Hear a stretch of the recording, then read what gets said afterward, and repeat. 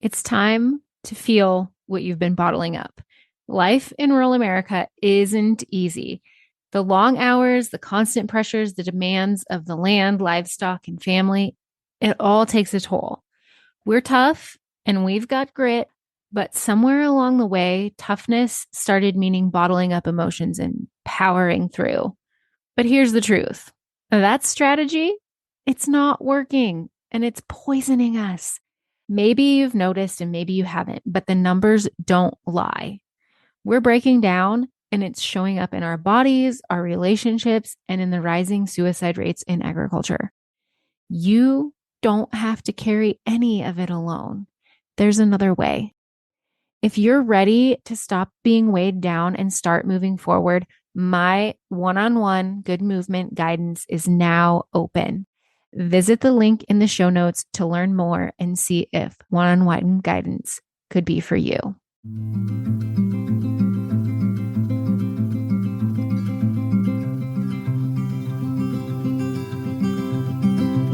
I'll carry you, you carry me, we'll help each other through it.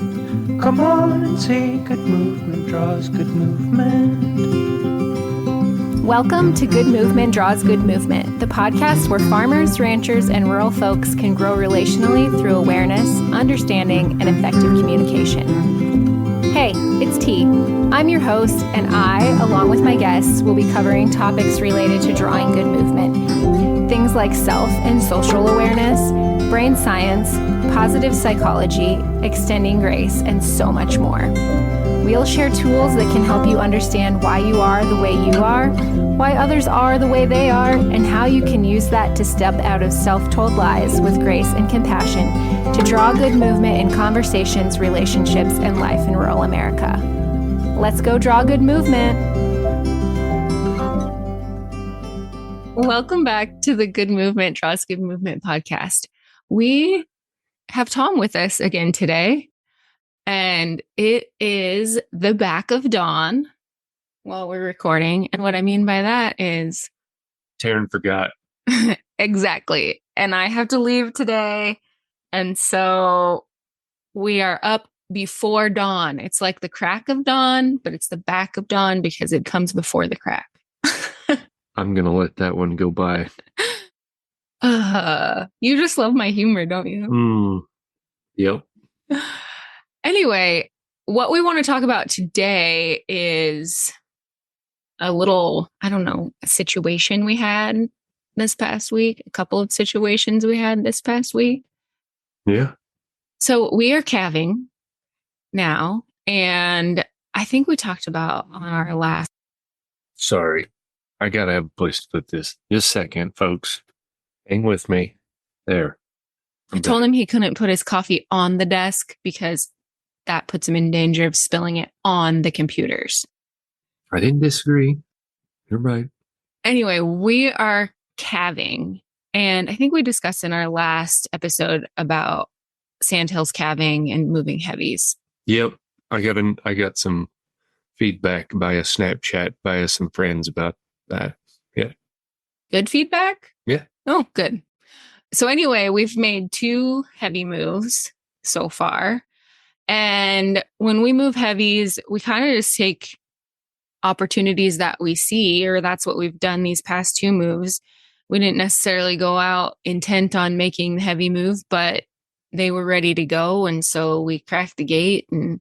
But kind of when you do it that way, even when you go out intent on moving heavies, sometimes you don't get all the heavy or pregnant cows out of the pairs.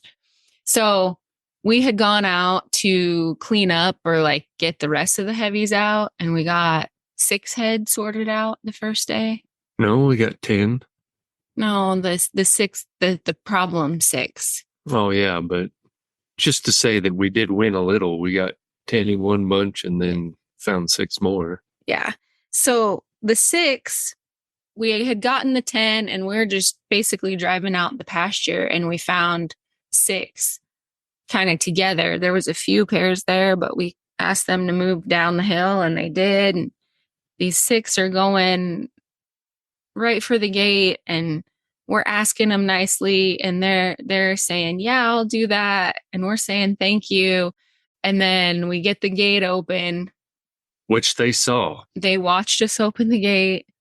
They were kind of on a steep hill. Not kind of. They were on a steep hill.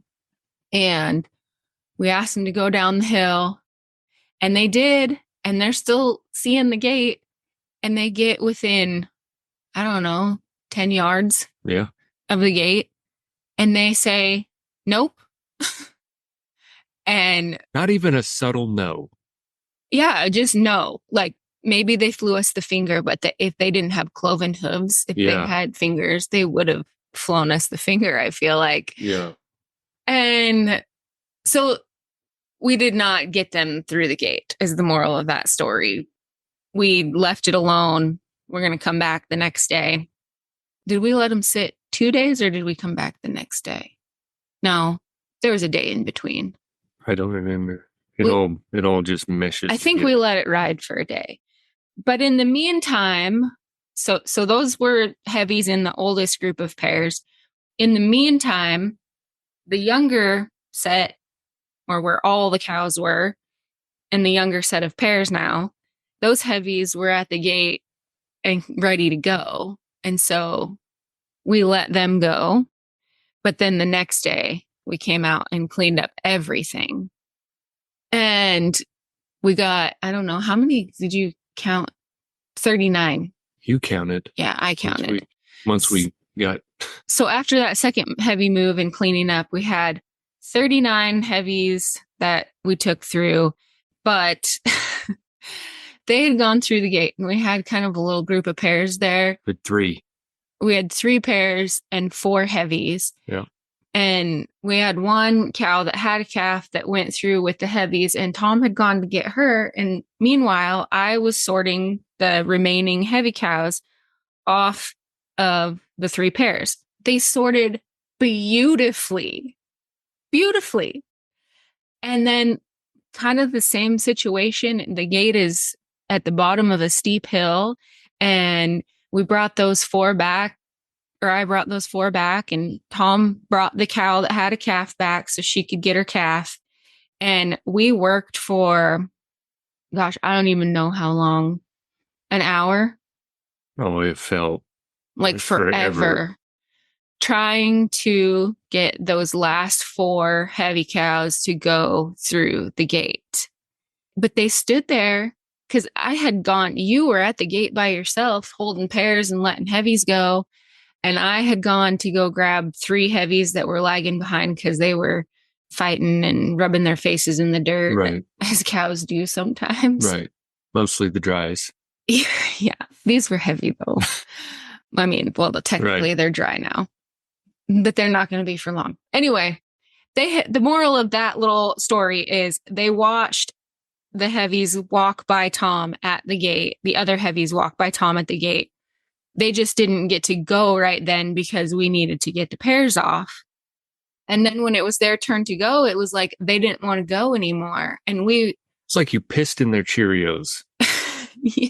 Like, well, if you're not going to let me go when I want to go, then I don't want to go. Yeah. That's what it felt like.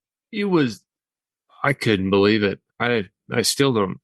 But we tried for what felt like forever to get them to go through the gate. And finally, we said, this is not what's best for the horses. This is not what's best for the cows. And it sure as shit is not what is best for our mental state. Damn sure not mine. Because I was riding a younger horse that did not deserve that. And so she was done and my BB was about to explode.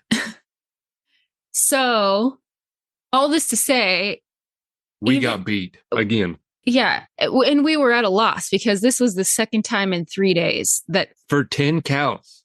Yeah. Total of 10 cows for this to happen.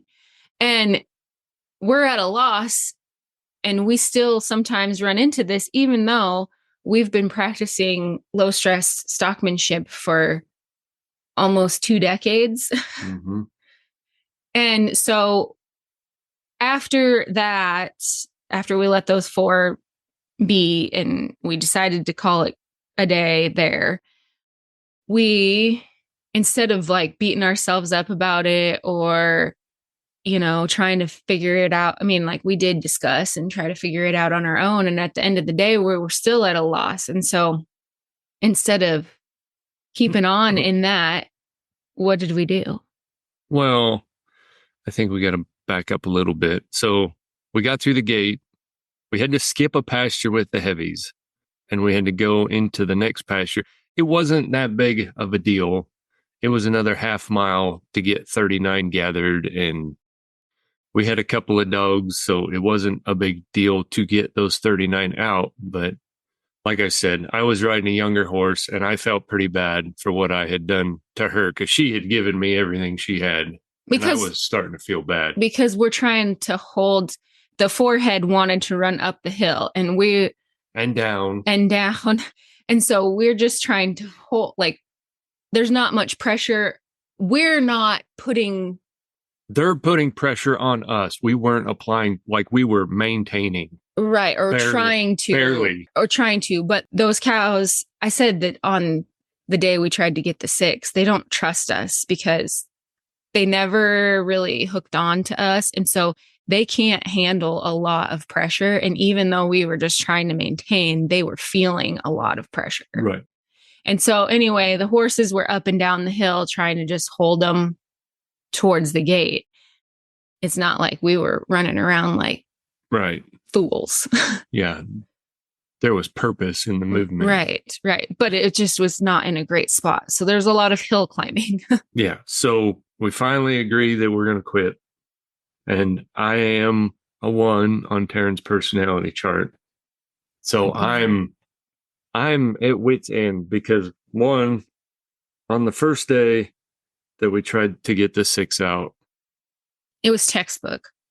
Like any stockmanship school you go to, like that's the video they show how to get cattle through the hills. Minus the gate. The gate.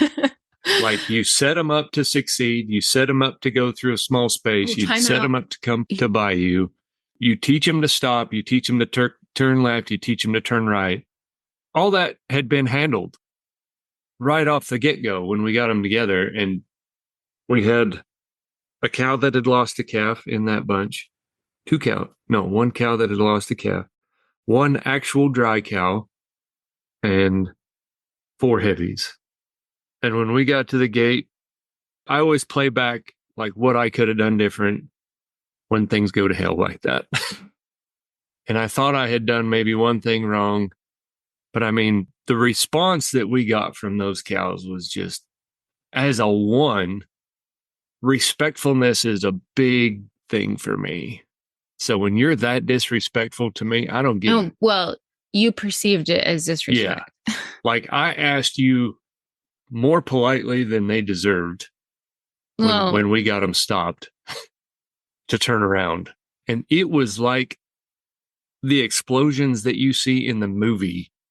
6 cows were by themselves a half a mile from the rest of them, and they beat us back to the rest of them.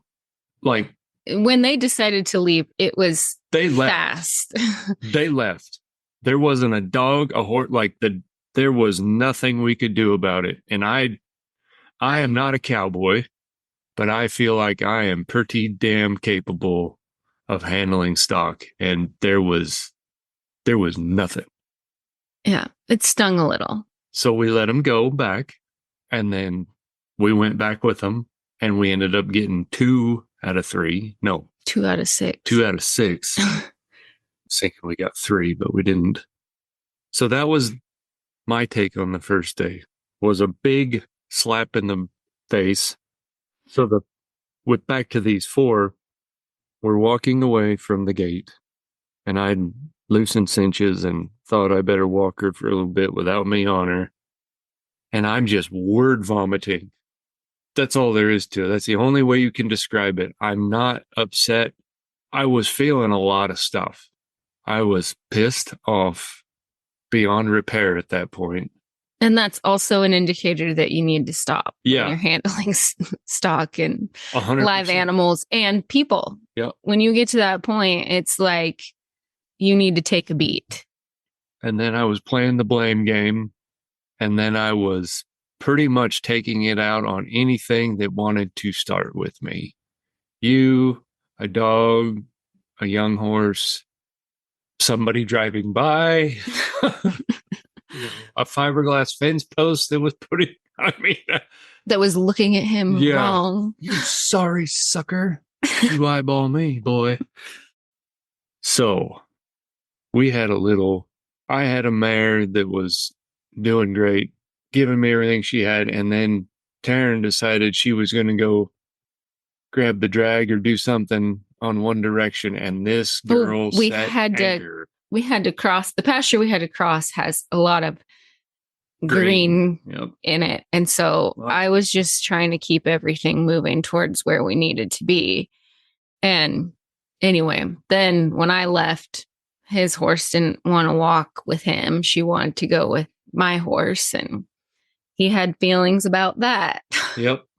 But at first I was like, okay, well, we can adjust. And I thought I had done a really good job in my own mind of being aware that, like, she's tired, she'd given me her all, but now we can, like, she's aired up enough again. We can learn and have some new experiences. So I told Taryn, I said, come spank her in the butt. Well, I knew what was coming because it's not my first day doing this. So I figured, and this mare that I had was really good about being on top of you real bad.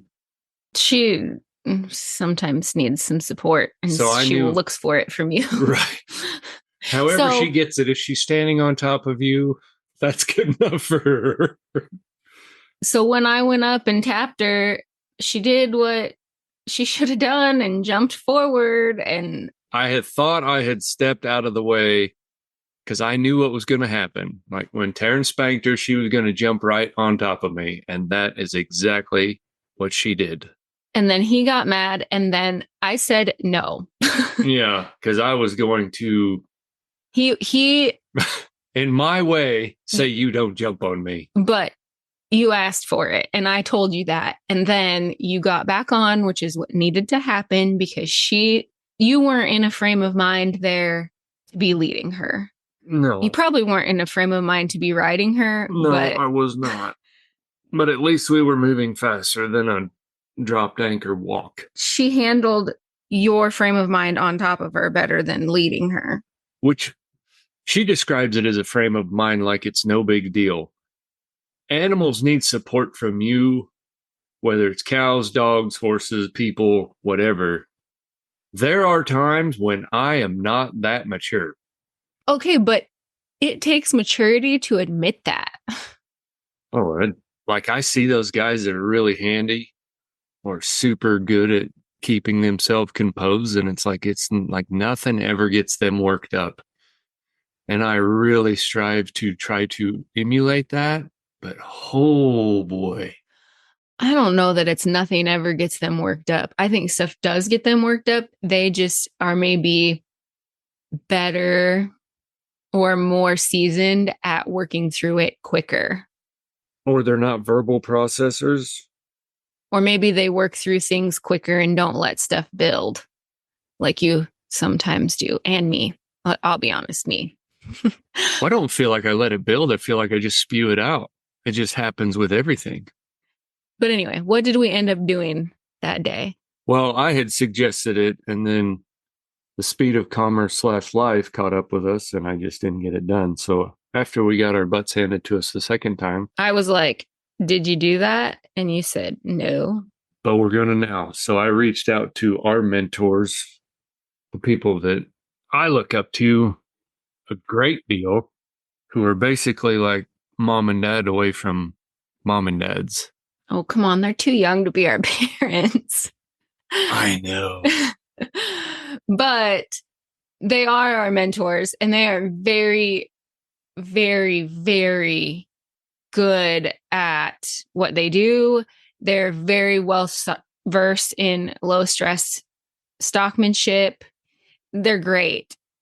And they know when we call with a question, it's serious, because I think they also can see our capabilities. And so they know when a question comes, it's all hands on deck. Yeah. And I think early on in our relationship, we had that conversation about, especially if Tom, this is before we knew anything about the Enneagram or any of that. And it was just voiced like, if Tom comes with a question, you got to take it serious because he ain't going to ask for help unless he really, really needs it. And so, all this to say, we have a great relationship with these two. And so we called them. Yeah. Thankfully, they were experiencing similar deals about the same time. Yeah. They're like, well, first of all, you're not alone. We've had this happen this year with some of these cows. Yep. And just knowing that, like, yeah, it makes you feel, I don't know, relief that you're not alone. Well, people that are that handy and that capable are still struggling. And it doesn't solve your problem. It just makes you feel like, I don't know. That's how I felt about it when they said, you know what, we've got the same thing going on. Yeah. And both of them said it. Uh-huh. Which for the one, that's not a big deal. But the one that's more similar to me, even she's like, this sucks. I hate it. I hate them. And this ain't good. Yeah. And at the end of the day, our thoughts about them, like cows not trusting us, that's absolutely true. They don't trust us. And these are newer cows to our herd. We haven't had, like, some of our herd we've had for a very small number of our herd we've had for like a third of our herd. No, more than that. No, we've had quarter. 5 years. We have them as heifers. Yeah, so a quarter of our bunch. So the way it works with the ranch that we work for is we shuffle. Every year after Pragan, you got to fill back up with something. Those cows come from somewhere. Yeah. So we shuffle around the different units. And so we'd gotten some new cows into our herd and they have a hard time trusting us. And they're telling us they don't trust us. They don't want to be around us. Like I said, they don't know how to handle pressure. So even a little bit of pressure feels like too much. And like I said, we've had a third of the herd for 5 years. And you got to get better at math. It's a quarter, 1/4. Oh, I thought it was a third. No. I thought we had more than what we had, maybe. Okay, so we've had a quarter of the herd for 5 years. But prior to that, it was that quarter. We had the same set of cows was the majority of our herd for 4 years previous to this. Right. And so we had them as heifers. They're young. We handled them how we do. They know the routine. And then we get 3/4 of the cows that haven't been with us and they don't know the routine. And typically that's okay. Yeah. But this particular set of cows, we didn't get to be with all winter. Right. We went to stalks. They were on corn November. stalks. Yes. So we didn't get these cows till March, first part of March. So we haven't had a lot of time to make acquaintances with them. Right. And build that relationship with them on how to trust and how to ask for directions and how to look to us for guidance. Right. And so that's okay. Like we're more than happy to do that, but that is a challenging thing to do when they're calving. Yes. And so we reached out for help and we did get some really great feedback about just because normally what you do is you'd take the whole herd and you'd like put them in a corner and then release pressure and then ask them to walk by you. And, like, you go back to the basics. Yeah, back to basics. But since they're calving, like you can't, that's a hard thing to do. You could do it if you're moving heavies. But so what they suggested to us is like when we're out there and we see one of these cows that doesn't trust us, just work with her individually or little group of them that are together and just give them big release, give them lots of like, once they stop and look to you, just leave. Yep. Like make that an exaggerated release so that their flight zone starts to become smaller and they build that trust back up to you because they know that if they look at you for guidance, then you're not going to keep pushing on them.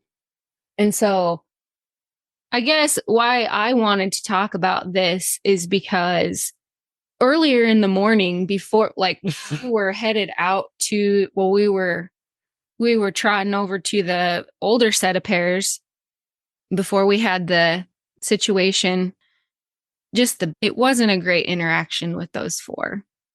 I'm just going to be honest. We had it was horrendous. And part of that is they didn't trust us. And part of it is we didn't recognize that soon enough. That's true. But as we were trotting out to the older pairs, we were discussing how hard it is to ask for help, ask questions.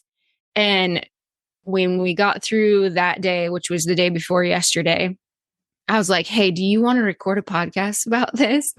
Because I just thought it was kind of, I don't think that it was coincidence that we had talked about it, but kind of neat that we had talked about having a hard time asking questions and asking for help. And then we found ourselves in a position where we needed help. And instead of trying to figure it out on our own, we did ask for help. And we weren't met with, well, why don't you know that? We were met with, hey, yeah, we've been there. We're there now. Like, you felt supported. Yes, there was support. There was validation. There was advice given. Yes, because that's what we were asking for. But I think even if we hadn't asked for advice specifically, they would have still been there with the support and validation of what we were going through. Right. And I think I personally wish we could normalize that across society, but specifically in agriculture. Well, the conversation changed from cows to how do we make that culture? How do we bring that culture? Yeah, we got a lot of things talked about and a lot of good things, a lot of healthy conversation, just about everything in general in that. And we talked about our relationship with the cows. We talked about our relationship with other humans. It was and I think you did too, speak for yourself here, but after that conversation, I felt a lot better. And I felt like I had a way forward with our cows. Well, I think it should be very clear how it went for me, because the next morning I went out and got them by myself. Yeah. So it worked. It helped. It worked. It took everything I had to stay relaxed and not get pissed off. Because, so these cows, it's not like they're first timers, right? Like the cows that we got to fill our bunch are 5-year-olds. When you have to take a 5-year-old cow and teach her basics, how to walk through a gate, how to ask for direction, how to wait, how to take pressure, boy. And one of them calved through the night. So I only took 3, but it's a pretty small pasture. There's a lot of elevation, but it's a fairly small pasture. And we got to see all 3 corners before we left that pasture. And one of the corners we got to see twice. And basically all I did was... And the corner they didn't see was the corner where we had the bad interaction. Right. And they wouldn't look. They were not going back up there. And so, that's on us. Yep.